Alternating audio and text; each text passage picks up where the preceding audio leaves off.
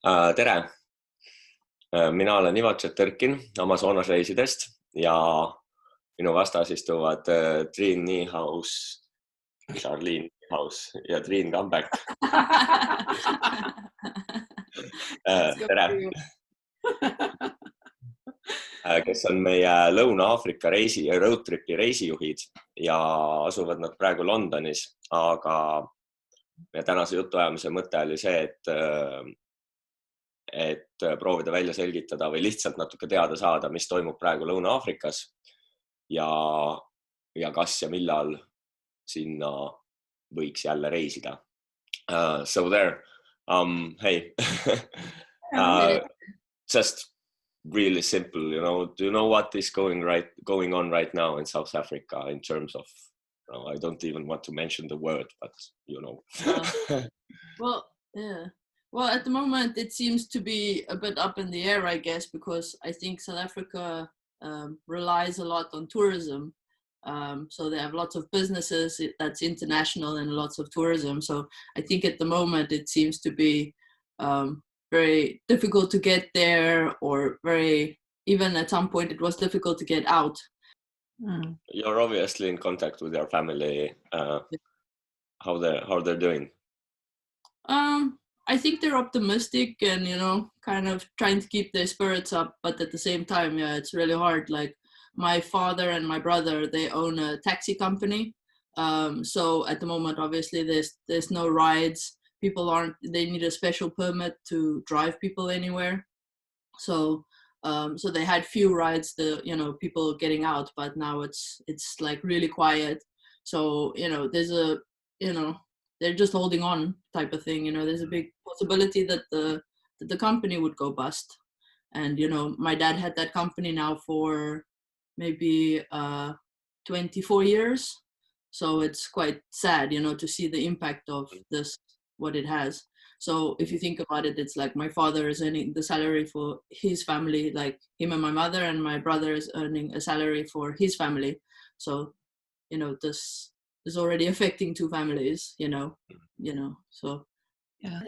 The testing for the coronavirus is quite high in Western Cape, where our trip is centered anyway. But so the numbers are really high there. So out of all the people, the most recent news is that out of all the people they tested, 62% was positive. So it's fairly scary because, obviously it's Africa and you have a lot of poverty and the squatter camps and everything. So you don't have fresh running water or bathrooms or anything like that. Everything is shared. It's not, if there's any infections or diseases or viruses, the conditions are good for it to spread and not be counted and harder to maintain or manage. So that's why I think it's a bit of a gamble trying to organize a trip there quite soon. And this is it's like this with most countries at the moment, but it's changing every day, every week or every month. So nothing else to do than to be positive and hope for the best whenever it comes. I don't want to feed the notion of the violence in South Africa or crime, but still I have to ask. Because, in many countries, where the virus is, like businesses go bankrupt, you say there's a lot of poverty, etc., then the crime sort of spreads. How do you know how it is in South Africa? Is there like looting or crime on the street, or is it just like, I don't know. I've not heard much about like riots or anything like that. I mean, we did have some riots about the land grabbing, a year or two, like 2-3 years ago. So I think that the police is probably more on it now than it used to be. So for instance, in normal like say in the UK, when you had like a roadblock, it was police telling you where are you going, why are you going there, and if it wasn't necessary, they made you turn around and go back.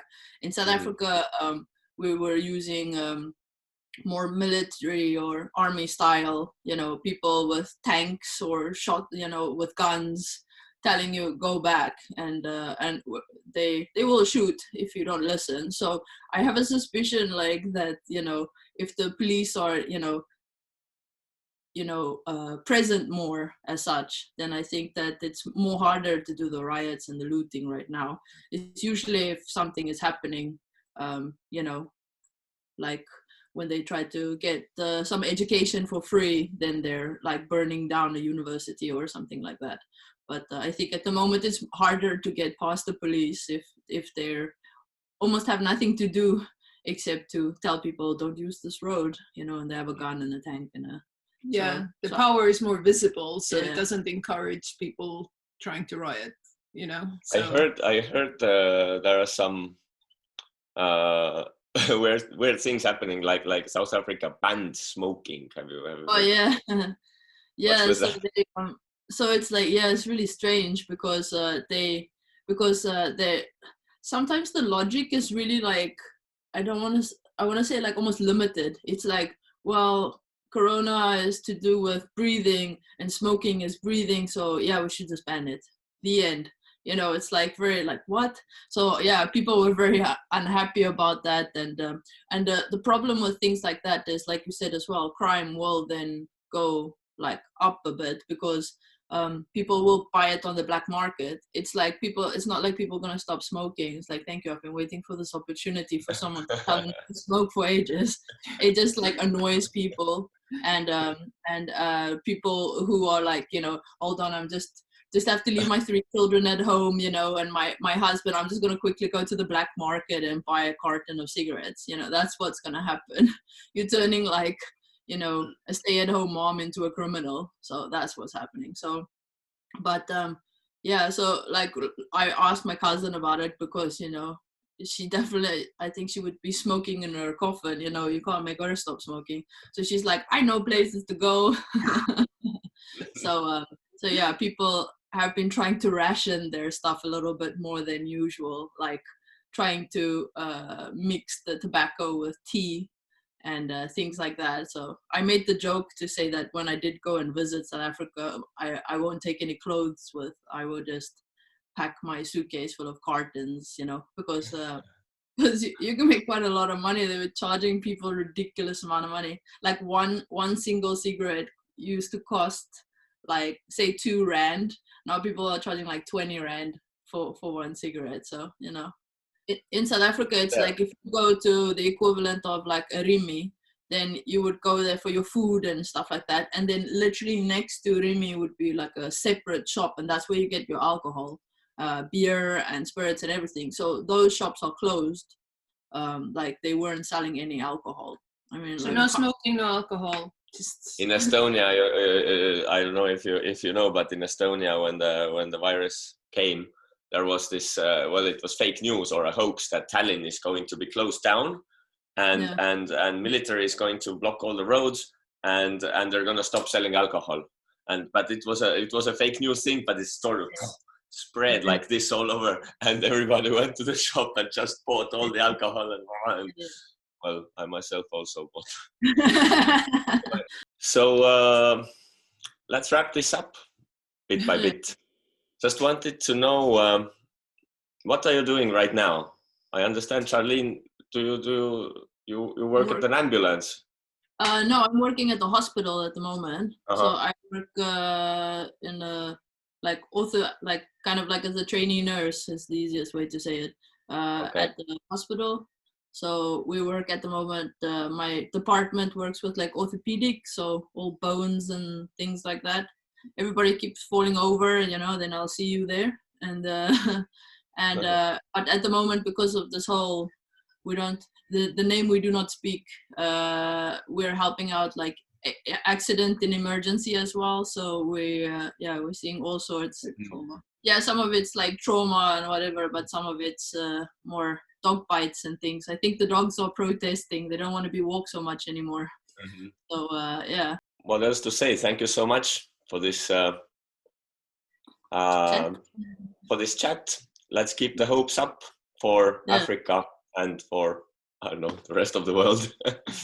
And thank you to you guys as well for letting us host a trip in 2019. It's like we have really good memories, and it was pretty awesome as well. And the people who came to the trip made it like just so much more special. It's like one thing to be able to host something, and another thing to have, 8 very awesome Estonians plus you 9. Thank you. Really So awesome. let's do this again whenever we can. Yeah.